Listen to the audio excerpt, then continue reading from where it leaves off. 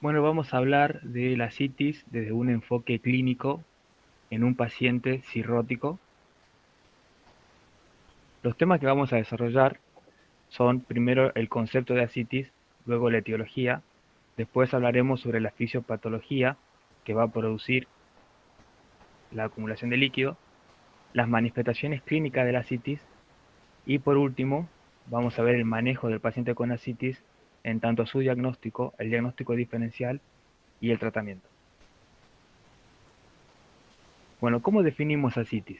El síndrome ascítico se define como el conjunto de signos y síntomas producidos por la acumulación anormal de líquido en la cavidad peritoneal. Las etiologías posibles son muchas. Vamos a hablar ahora un poquito de las etiologías, aunque nos vamos a enfocar en una de ellas. Podemos clasificar las etiologías como primaria y secundaria. Decimos que las primarias son aquellas que asientan directamente la patología sobre el peritoneo, como la citis maligna, la peritonitis granulomatosa u otras enfermedades que puedan asentar en el peritoneo. En la parte derecha del cuadro dejamos escritas las enfermedades de esta clasificación. Ahora, las etiologías secundarias son afecciones de otros órganos, no del peritoneo, pero que van a producir una acumulación de líquido en la cavidad peritoneal.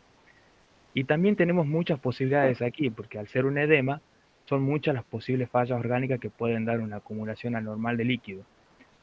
Tenemos, por ejemplo, una falla a nivel hepático en la hipertensión portal, tenemos fallas a nivel cardíaco, como la insuficiencia cardíaca, por hipoalbuminemia, tanto por una falta de ingesta de proteína o por pérdida de la misma. Podría ser acá una afección renal que dé pérdida de las proteínas, como el síndrome nefrótico, y otros diversos trastornos que nos van a producir el edema. En esta clase vamos a ver precisamente las citis producidas por la cirrosis por una hipertensión portal. Bueno, yo voy a hablar de la fisiopatología de la citis. Como sabemos, la citis es un edema. El edema puede complicarse o generalizarse comprometiendo una o más serosas, lo que nosotros conocemos como anasarca o edema generalizado. En este caso va a comprometer al peritoneo generando ascitis. Hay distintos factores involucrados en el equilibrio normal del pasaje de líquido desde el intersticio al lecho vascular y viceversa. Que son la presión hidrostática, la presión oncótica, que es la presión ejercida por las proteínas, principalmente la albúmina, la permeabilidad del capilar y el sistema linfático. Cualquier alteración que se produzca a este nivel eh, puede generar edema. Yo siempre lo entendí de esta manera, la fisiopatología del edema, y es que existen mecanismos primarios o productores de edema, mecanismos primarios, o mecanismos secundarios que perpetúan o cronifican el edema.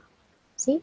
En cuanto a los mecanismos primarios, como habíamos dicho, cualquier tipo de alteración a este nivel me puede ocasionar o producir edema. Un aumento de la presión hidrostática, por ejemplo, ya sea por una obstrucción venosa, eh, por insuficiencia cardíaca derecha, lo cual me genera un aumento de la presión hidrostática y por ende edema. Una disminución de la presión oncótica, ya sea porque nunca se ingirió en la dieta, porque no se absorben a nivel del intestino, porque se pierden por orina, en el caso de un síndrome nefrótico, o porque no se sintetiza albúmina, que es el caso de un paciente con cirrosis, que es el tema que nos compete hablar.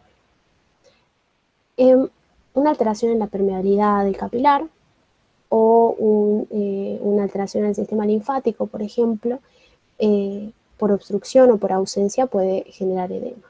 Ahora, los mecanismos secundarios o los que perpetúan el edema son el exceso de sodio en las comidas, el exceso de sal, que empeoran el edema, el hiperaldosteronismo secundario y la síntesis de hormona antidiurética generan eh, retienen sodio y agua a nivel del riñón, produciendo aún más edema.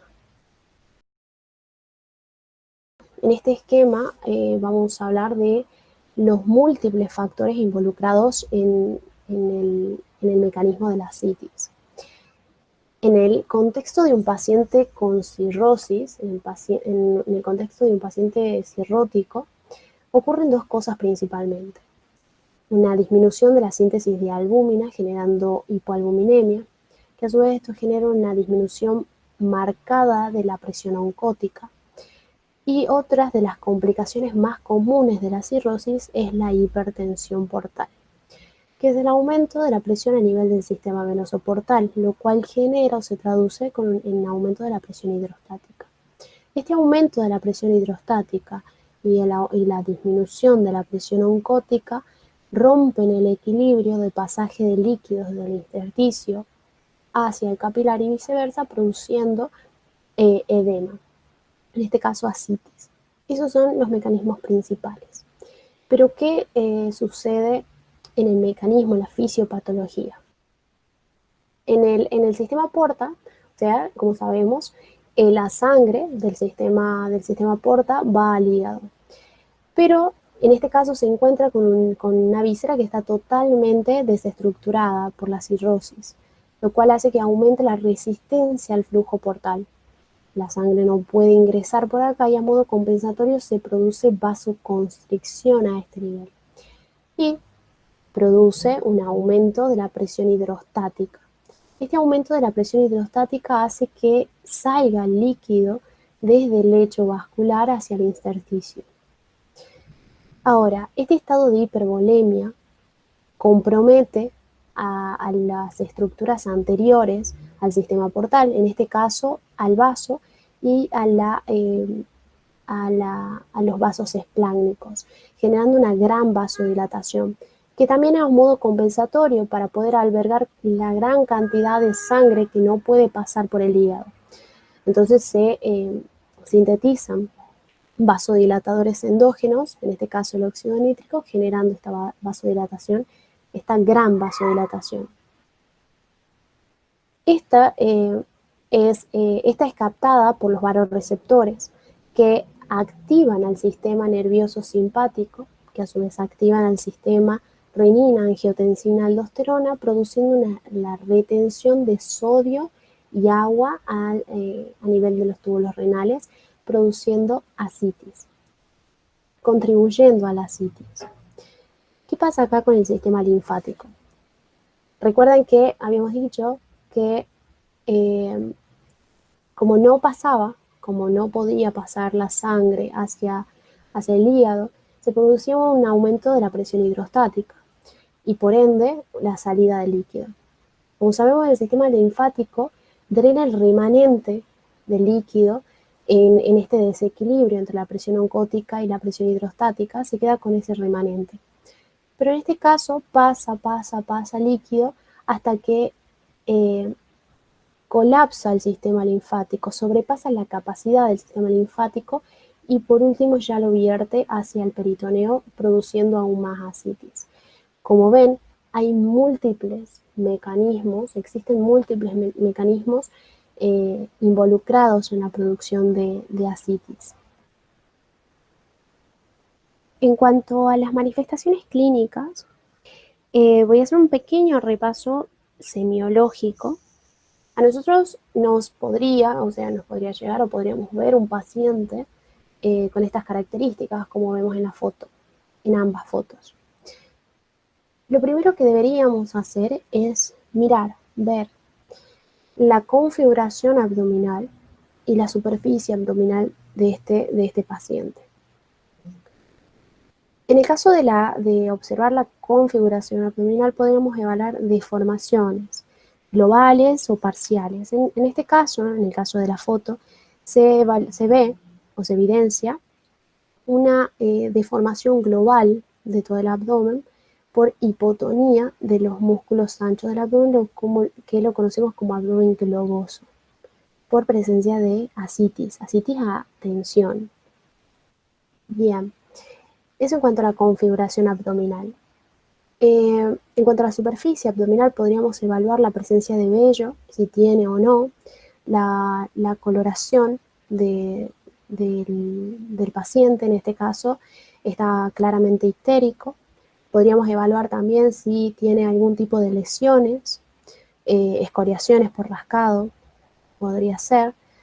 La posición del ombligo eh, es importante. Podría estar desplazado el ombligo por algún tipo de visceromegalia, por ejemplo, en un vientre hepático, el ombligo se desplaza hacia el lado contrario de la visceromegalia, ¿sí? O puede ser un vientre esplénico que se desplazaría hacia el otro lado. Como ven, el ombligo está ubicado hacia abajo, que es muy común en un paciente con ascitis y también lo diferencia de otras situaciones, tanto fisiológicas como patológicas. Por ejemplo, en una paciente embarazada, el ombligo tiende a estar un poco más arriba y o en un paciente, esto es una situación patológica, un paciente que tiene un globo vesical, por ejemplo, también el ombligo está desplazado hacia arriba. Bien. Y la circulación, evaluar la circulación del abdomen.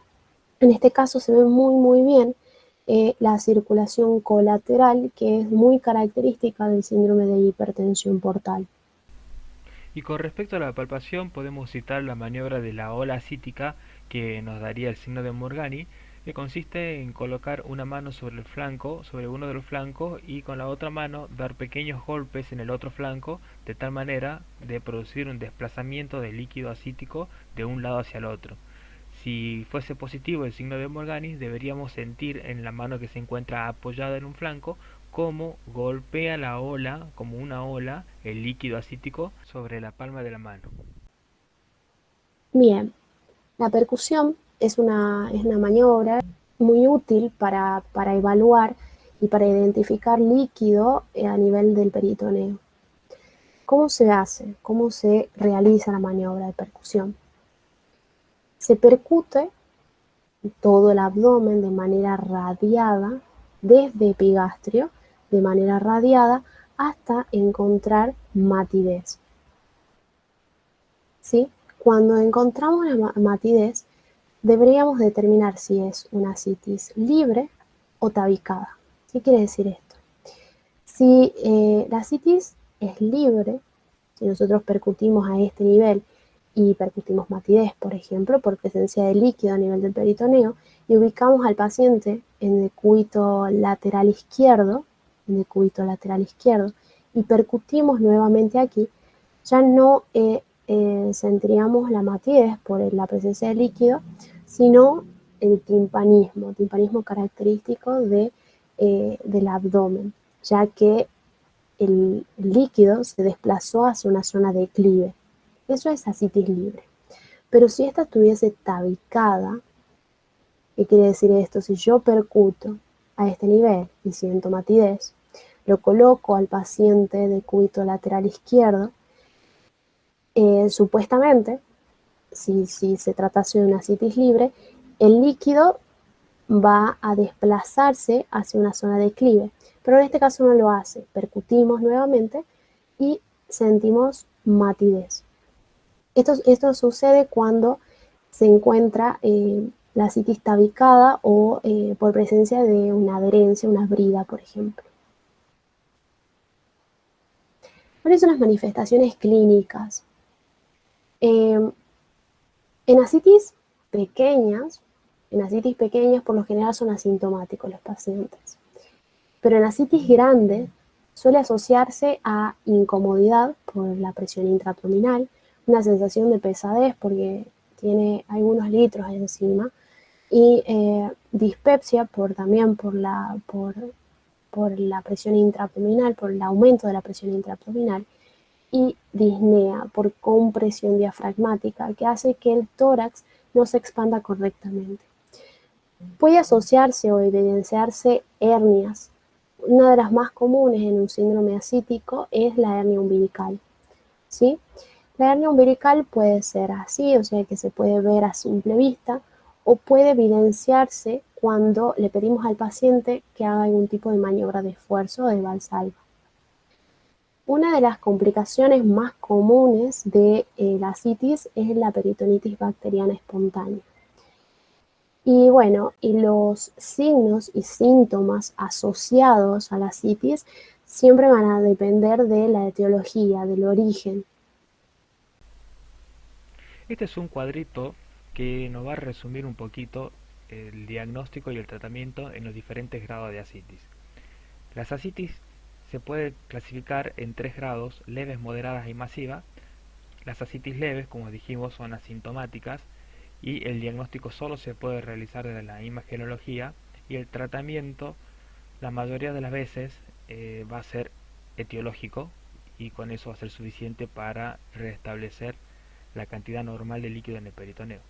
Ahora, las ascitis moderadas y masivas ya tienen una semiología rica, y si bien se puede realizar una ecografía para evidenciar la acumulación de líquido, con la semiología ya sería suficiente para hacer el diagnóstico. Y el tratamiento va a ir desde la restricción de sodio en la dieta hasta la paracentesis, el drenaje de líquido en el peritoneo, pasando por la utilización de diuréticos. Vamos a ver más adelante en detalle cada uno de estos tratamientos. Bueno, ¿cómo hacemos el manejo de un paciente que se presenta a la consulta con ascitis? Tenemos que hacer el diagnóstico. Si la ascitis fuera leve, no podríamos tener un diagnóstico a través de la semiología. Sería muy útil en este caso la ecografía. En la ecografía abdominal que vemos aquí es una ascitis bastante grande. Toda la zona que vemos hipoecoica, de color oscuro, después de la pared abdominal, corresponde al líquido. En este caso sería un paciente que nos daría una semiología rica en cuanto a la ascitis, en todas las características semiológicas que se mencionaron anteriormente. Así que en este caso la ecografía estaría siendo compatible con la semiología que nos ha mostrado el paciente. En siguiente instancia tenemos las paracentesis diagnósticas. La paracentesis diagnóstica es muy importante realizarla en las ascitis moderadas y severas para poder dar con la etiología que está produciendo la ascitis. La paracentesis es un estudio que se realiza punzando en el punto opuesto al punto de McBurney, fosa ilíaca izquierda, en un lugar donde sabemos que no hay ningún órgano noble y que no vamos a perforar ningún asa intestinal. Se usa unas agujas especiales que tienen teflón para no herir ninguna víscera abdominal. Llegamos hasta la cavidad peritoneal y sacamos un poco de este líquido. En este caso estamos hablando de paracentesis diagnóstica, así que el líquido que sacamos es para realizar estudios. Más adelante hablaremos de la paracentesis terapéutica. ¿Qué hacemos con el líquido extraído? Bueno, vamos a hacer un recuento celular para poder ver cuál es el predominio de células que hay en el líquido, y poder saber si esta acumulación de líquido corresponde a un líquido inflamatorio. Vamos a hacer también un recuento de proteínas, donde vamos a poder calcular el índice GASA, que es el gradiente cero acítico de albúmina. Es una diferencia que se hace entre la cantidad de proteínas, la cantidad de albúmina que hay en la serosa, en este caso peritoneo, con la cantidad de albúmina que hay en sangre. Si esta diferencia da mayor a 1,1 miligramos sobre decilitro, estamos hablando de una categoría, y si da menor, de otra. Acá les dejo un cuadrito con las posibles enfermedades que cursan con un gradiente mayor a 1,1 miligramos sobre decilitro, y otras que cursan con un gradiente menor a 1,1 miligramos sobre decilitro. Si nos referimos a un paciente cirrótico, nos debería dar un índice de gasa mayor a 1,1. Muy bien. Otra cosa que podemos hacer, que debemos hacer en la paracentesis diagnóstica, es el cultivo del líquido. Y hasta tener los resultados del cultivo, con la medición de la glucosa en el líquido podemos inducir si hay o no una colonia bacteriana que esté consumiendo la glucosa. En caso de que hubiese una colonización bacteriana en este líquido, deberíamos encontrar valores de glucosa mucho más bajos por el consumo. Y bueno, claro, tenemos exámenes complementarios según la probable etiología. Como dijimos, las etiologías son variables de diversos órganos que pueden estar fallando. En caso de falla cardíaca, podríamos pedir estudios con respecto al corazón, desde electrocardiogramas hasta enzimas cardíacas e incluso ecodoppler. Y también si estamos pensando en una falla renal, pediríamos estudios enfocados en el riñón. Bueno, vamos a continuar con el tratamiento. El tratamiento de la citis va a depender, como dijimos en un cuadrito anteriormente, de la severidad de la citis. En una citis que es leve, podríamos comenzar con dieta hiposódica y si se restablece la normalidad del paciente, se acabó nuestro tratamiento. En cambio, si la citis es severa, deberíamos, además de la dieta hiposódica, internar a nuestro paciente, incluso si estamos en presencia de un paciente con diagnóstico previo de cirrosis. Al ser la citis una complicación de la cirrosis que tiene un 60% de mortalidad al año de vida, tenemos que estar pensando ya en una derivación a un centro de trasplante hepático. Administración de diuréticos como la espironolactona, ahorrador de sodio a nivel renal, o la furosemida, que es un diurético de asa, con la respectivo control de la cantidad de líquido que pierde el paciente por día. Esta cantidad de líquido no debe ser mayor a medio kilo de peso corporal por día en caso de que sea solamente ascitis el signo, y en caso de que a esto se le sume edema de miembros inferiores, no debería superar el kilogramo de peso perdido por día.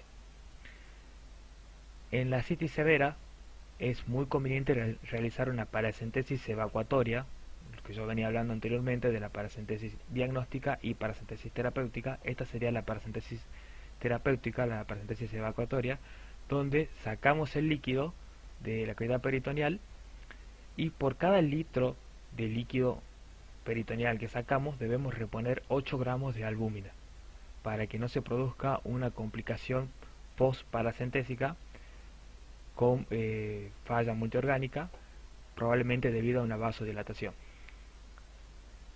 Y bueno, evidentemente también tenemos que hacer un tratamiento etiológico dependiendo de lo que esté produciendo nuestra citis. Y con esto concluimos el tema. Esperamos que se haya entendido, que hayamos sido claros en lo que hemos explicado. Y bueno, cualquier cosita nos dejan un comentario aquí en YouTube y estaremos respondiendo con gusto.